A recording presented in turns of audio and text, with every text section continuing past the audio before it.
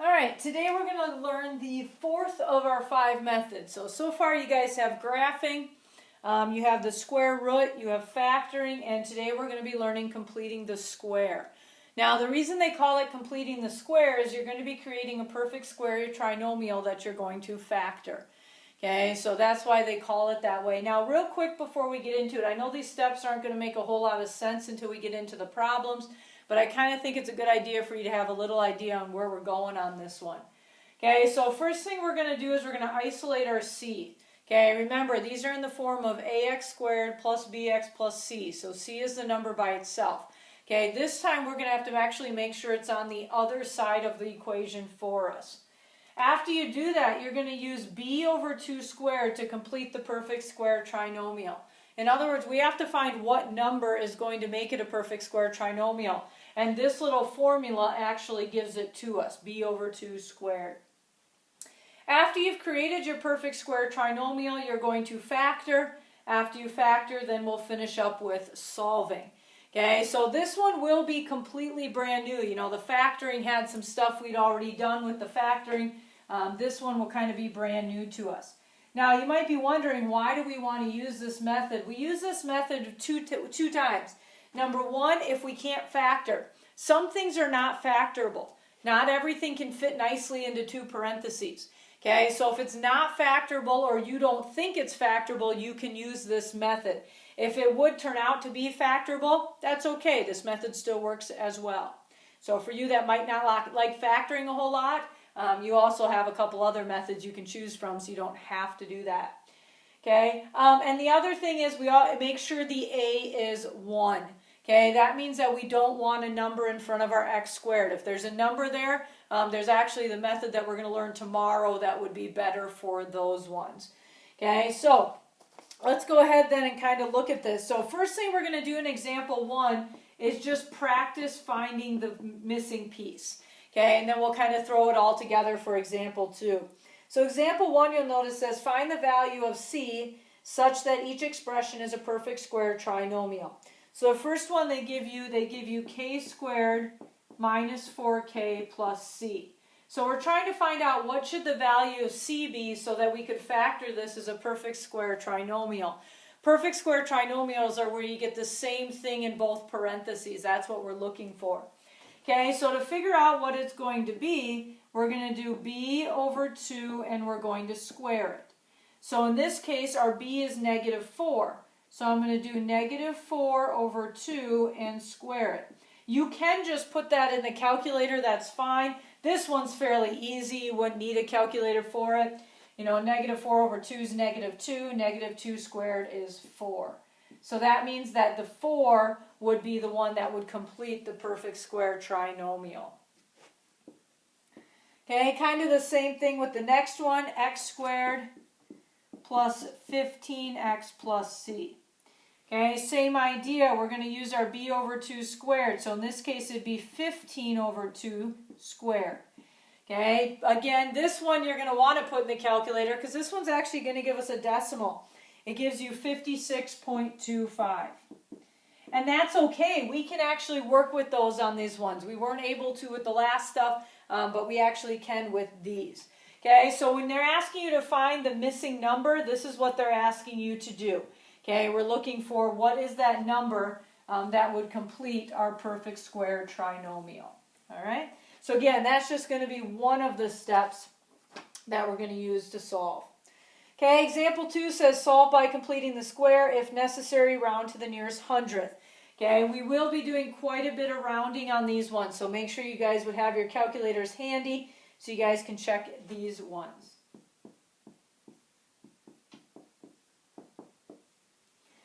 All right, so here's what you have for the first one. So again, step 1 is to isolate the c. c on this one would be negative 12, so I need to bring the negative 12 over to the other side. Now, what we're going to do as well is I'm going to leave a blank because that's where I'm going to find that number that completes my perfect square trinomial. And if I add it to one side, I also have to add it to the other side. As you guys know, you can't do one thing to one side of an equation without doing it to the other side. Okay, it messes up the problem for us.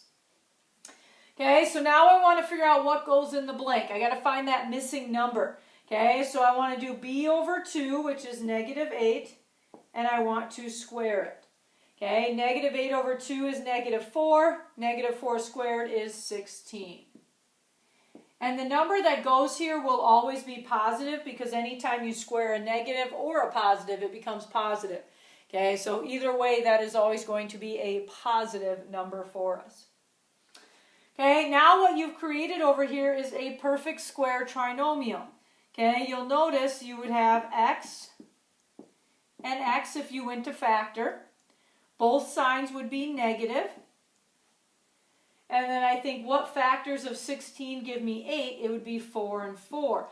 And it always has to be the same. That's what we were trying to create the whole time. Okay, now instead of writing it out as it's two separate ones, it actually is easier to just write it as a squared. Okay, because something times itself we know is squared. The reason we want to write it that way is for the next step.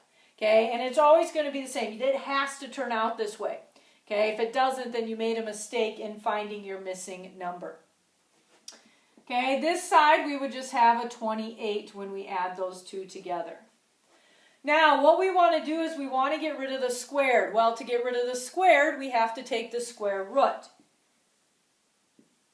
Now, the square root and the squared cancel each other out, so I just have an x minus 4. On this side, you're going to have plus or minus square root of 28. Need both the positive negative, just like back when we did the square root a few days ago. Okay, have to have that because that's what's going to give us our two possible answers. Okay, one more step and then we can put it in the calculator. Okay, last but not least, I need to get x by itself in my solving step. So that means I would add 4 to both sides. Now, when you add that 4, they do always put that number first. Okay, it makes it easier when you put it in the calculator if it's first, so you want it to always be first. Okay, from this point, we're going to put it in the calculator and see what we end up with. Now, you can't, there's no plus minus button on the calculator, so you have to do it separate.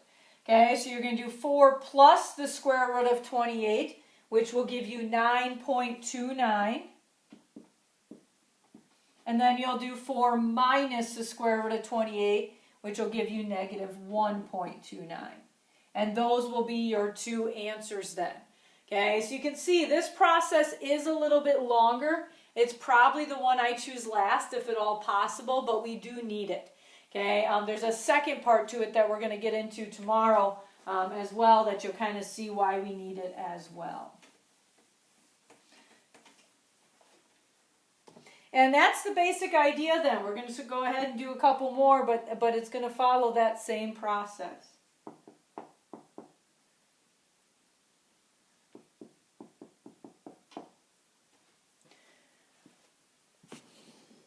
All right, so for this one, you're going to notice that we got a problem. We got a number in front of the x squared. I told you guys we're not going to complete the square if there's a number there.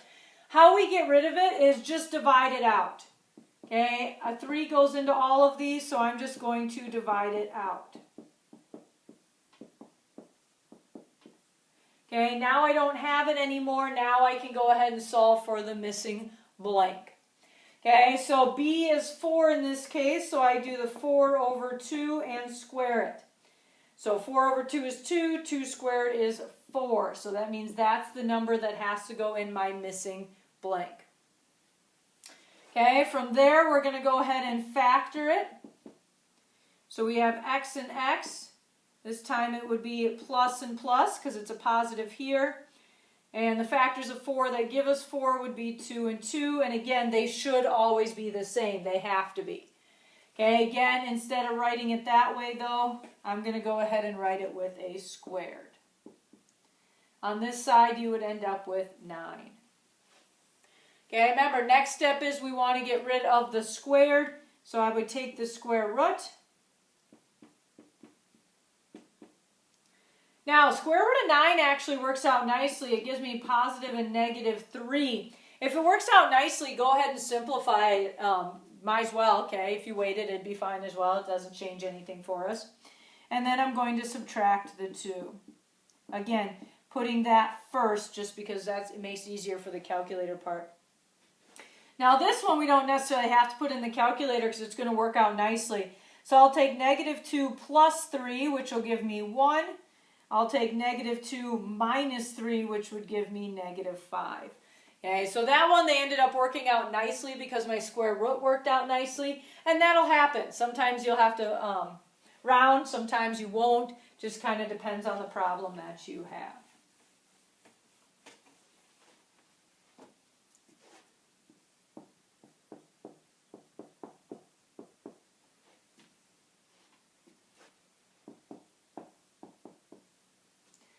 So again, first thing you want to do is get the 20 to the other side and leave your blank.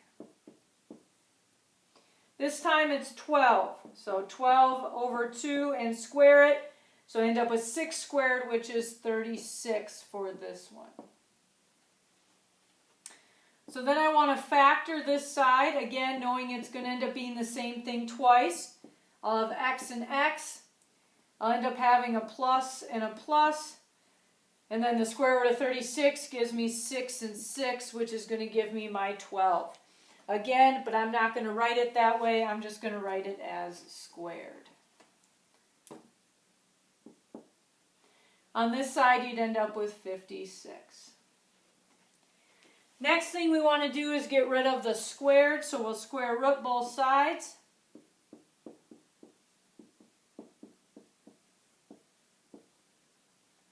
Subtract the 6 to the other side.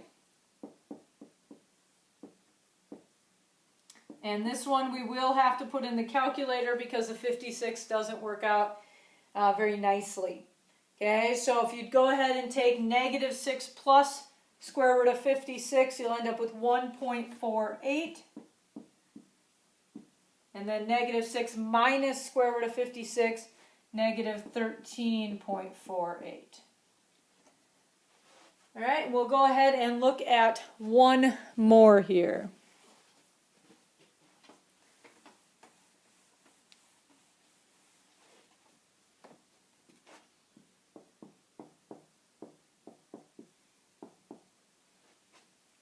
And I'm going to go ahead and subtract the 15 to the other side right away. So I'll just leave a plus blank, and then we'll put the 15 on the other side.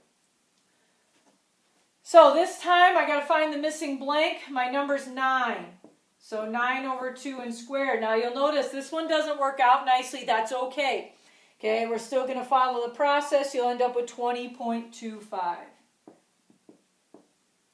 Now normally we don't factor with the decimals, but it's okay in this case, again, because of the fact we're doing a perfect square trinomial.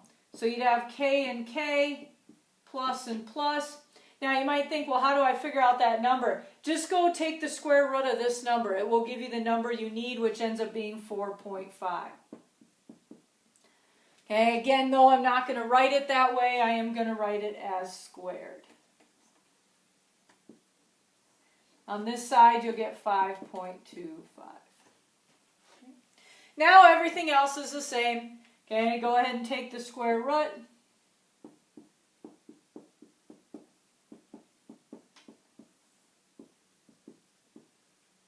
Subtract your 4.5.